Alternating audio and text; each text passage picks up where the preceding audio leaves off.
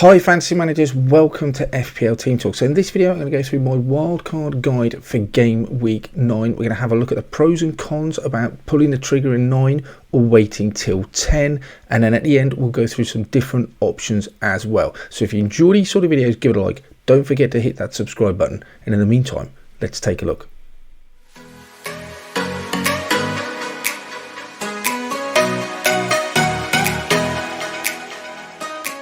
So this is my side for game week 9. I have not used my wildcard and I intend to use it in game week 10. Now I'm pretty sure if I used it this week, this wildcard side would completely outscore the side I have currently. But I just feel that longer term, there's a few more benefits to wildcarding in game week 10. Namely, West Ham have some really nice fixtures coming up. Aston Villa have some good fixtures. Arsenal's fixtures look fantastic, and so do Liverpool's. And I'm prepared, I think, to just risk this side this week because of some of the fixtures they've got and a little bit more information. I wouldn't mind before wildcarding seeing if Cole Palmer plays another game or two, if he could be part of that wildcard side as an enabler, if nothing else, to get a few other high-profile players in. On the face of it, I think the side is okay. Ideally, I don't want Arsenal versus Chelsea as a good fixture for either side to be playing in, but those three City players I'm happy to have. I've got Son. I'm happy to take another 1 week punt. Maybe Maddison will come in and perhaps the likes of Sterling will come out, though he did brilliantly last week. I certainly don't want Onana. So there's enough players in this side to warrant a wild card, and in one fell swoop I can get West Ham, Villa, Liverpool and Arsenal players back in this side, as well as some of those Brighton assets. Estupinian's going to be out for a while, but I mean, even though I've got Matoma with a flag and Saliba this week, as well as Jackson, I'm not wildly worried that they're going to miss out. But there's definitely more benefit for me in the longer term wildcard in game week 10, and then just hoping that this side can tread water for the next week maybe, and then I can really get those players that I want in, because West Ham playing Villa is not ideal for this week, but the week after it looks really good. So if you have decided to go win game week 9 with your wildcard, let's have a look at the side that I'd have put together for you. So I have gone for the popular matching up with Matt Turner in goal and Areola. I think for both goalkeepers, they offer enough value with the fixtures they've got, in particular Areola, as we'll see, up until game week 16-17. West Ham's fixtures look really decent. They also allow a lot more funds to be spread elsewhere across your team, and money is a little bit tight, especially moving forward from this tide when you consider the players you might want to get in, and we'll look at that later on. But yeah, I think Turner, whilst he looks at places his to lose at the moment in Forest, he's got some decent fixtures. Areola has. I think the pair of them look fine. Kieran Trippier is a player that I think I ummed and ahed about, and he wasn't in a lot of my drafts, and I'm still unsure even in game week 10 about what I'm going to do with him. But I just think he is just... In recent weeks, he's shown just how important he is, and he absolutely gobbles up those bonus points. Not having him is an absolute killer, it feels. 6.8, he is expensive. Is he worth it? I think he probably is. So I'm definitely going to be thinking about ways of getting it in for game week 10. With this side, instantly I think you can get him in. It's moving forward. Whether you can make the money elsewhere to be able to keep him in is another option. I think any other Newcastle defender, if Botman's back, he looks decent. Shaw, yeah, and Dan Burn is fine. But Trippier, he just is a monster for those bonus points. And the last few weeks, he's just showed how effective and how good he is. And with those fixtures, there's clean sheets in there to be had. Add a couple of attacking returns, and he's huge for you.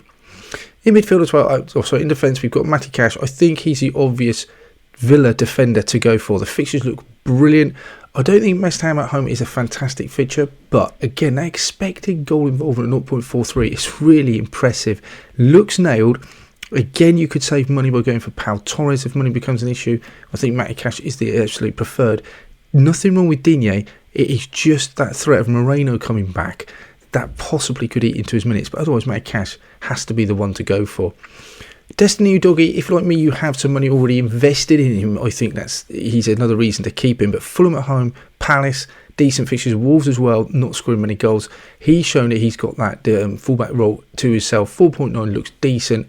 Expected XGI is good as well. 0.2 is pretty good. It's not up there lots of Cash and Trippier, but even at 4.9, 0.2 is still pretty good.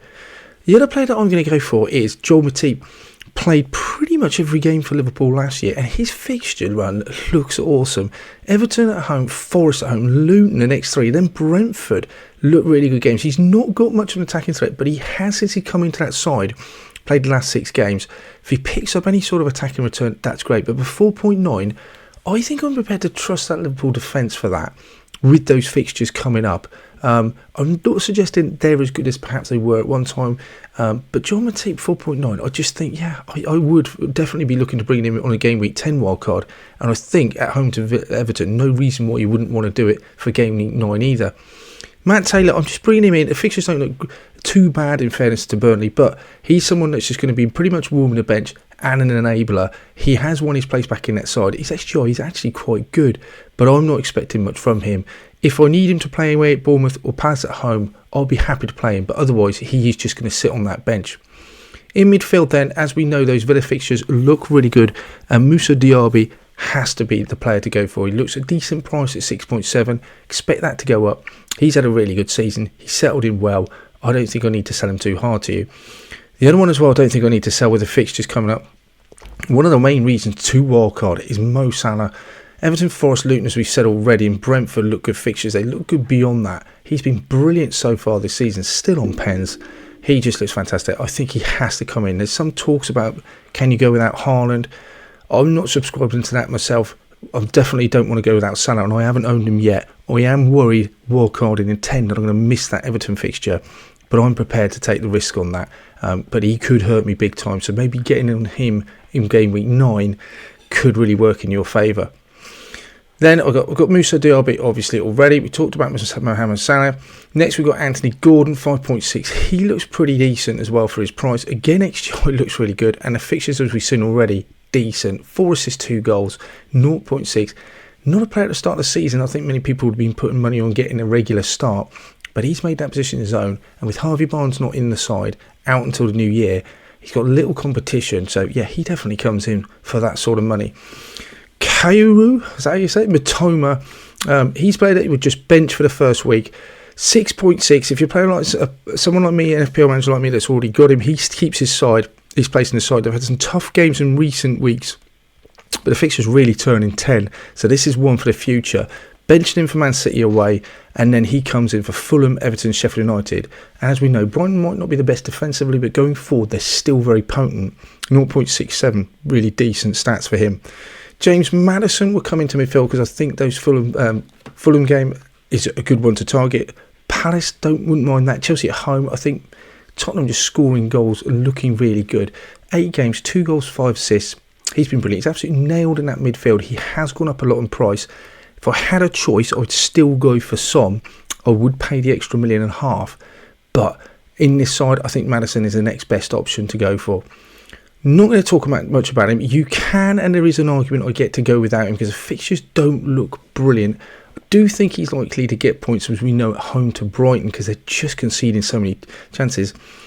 You can't back against him scoring at Old Trafford, and then you have Bournemouth at home. Chelsea, decent defence, but it is Manchester City. It is Haaland. People have got away with it, or they've certainly done well without him in the last few weeks. Perhaps getting away with it isn't the word to use. I'm prepared not to go. I don't want to go without him. I absolutely have to. He could really hurt you, and he's just a fantastic asset. So for me, he comes in. He will definitely be in my wildcard 10 side, as will Ollie Watkins. Not the best fixture this week, but moving forward again, he looks decent. West Ham at home, then Luton at home. Forest, Fulham, absolutely nailed. He looks good. He's lost penalties, but as we've seen in recent games, he looks really good. 90 minutes plus as well. He looks really good. And up front as well, just to make, again, as an enabler, Cameron Archer, cheap playing forward for Sheffield United. He's not going to play many games. If I had to play him against Wolves, would I be that unhappy? Possibly not, but I'm not expecting much from him. He's a bench warmer for now, and he enables me to get some of those other players. So this is the side. The budget you'll be working with is under 100 million, but there are a few other options to go for as well. The way it would look in Game Week 9 is this is the side that I would put out. Matoma on the bench. I think Archer and Taylor would go on the bench as well.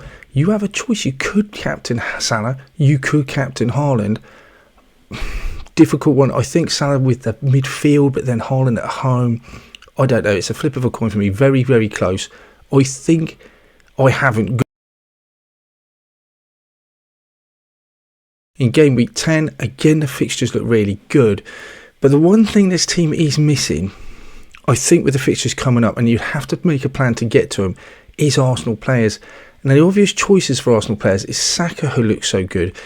And if you look at the next 3 game weeks, it doesn't look that appealing. So you've got Chelsea, Sheffield United at home, which is a great fixture. Newcastle away, can live without that. But if you take out after game week 9, you have Sheffield United at home and Luton at home in 2 of the next 3. So that looks amazing. Saka, I would definitely want in there. Gabriel, as maybe the cheap way into that Arsenal defence, would look decent as well. Not much attacking return, but he has played the last 5 games coming back into the side. If you had a bit more money, I think Saliba's maybe slightly more nailed. Zinchenko, if you wanted to go to White, but I don't think there's enough attacking returns there for him. The other one is Martinelli. Now, people have talked about getting onto him, maybe off the back of recency bias of that goal against Man City, but his underlying stats just don't look very good, and his minutes are a constant worry for me as well. I would rather, if I could afford it, pay the extra 0.8 and go to Odegaard. But I was surprised when I looked at his underlying stats. Not only is his minutes a slight worry, with lots of Trossard competing with him, but those underlying stats just don't look very good at all, which surprised me. I was expecting them to be a lot better. But the fixtures looks great, and Arsenal players are definitely ones that I'd want to bring in. Likewise, possibly you could look at someone like Luis Diaz, who's going under the radar a little bit. His expected goal involvement looks really good, 0.55. He's playing pretty much every week as well.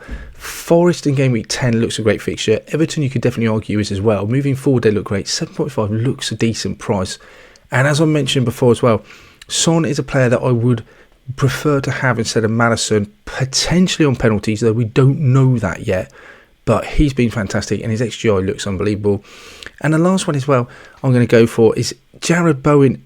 Away at Villa is not a great fixture, but after that, the fixture run for West Ham is really good. 7.3 is a bit of an awkward price point, and I'm not sure I'm going to be bringing him in for just game week 9, that punt away at Villa. I don't think that's a great enough fixture to get involved on. But after that, yeah, they're scoring goals, West Ham. He's absolute 90-minute man. Underlying stats look great. If you didn't want to go for Bowen and you want to save money, you could go for JWP, James Ward-Prowse. I'm not sure I like that as much as Bowen. I'm not sure I'd pay that either. He's 6.5, but I know I can't say it's a bad shout. But Jared Bowen would be my definite preferred choice. That's it for this one then, guys. Let me know in the comments below if you are wildcarding in game week 9, or if you intend to hold it until game week 10, and who do you think are those players that are essential for your wildcard side. In the meantime, we'll come back at you with watch list, team selection video before the deadline, so make sure you keep watching, hit that subscribe button, and I shall speak to you soon.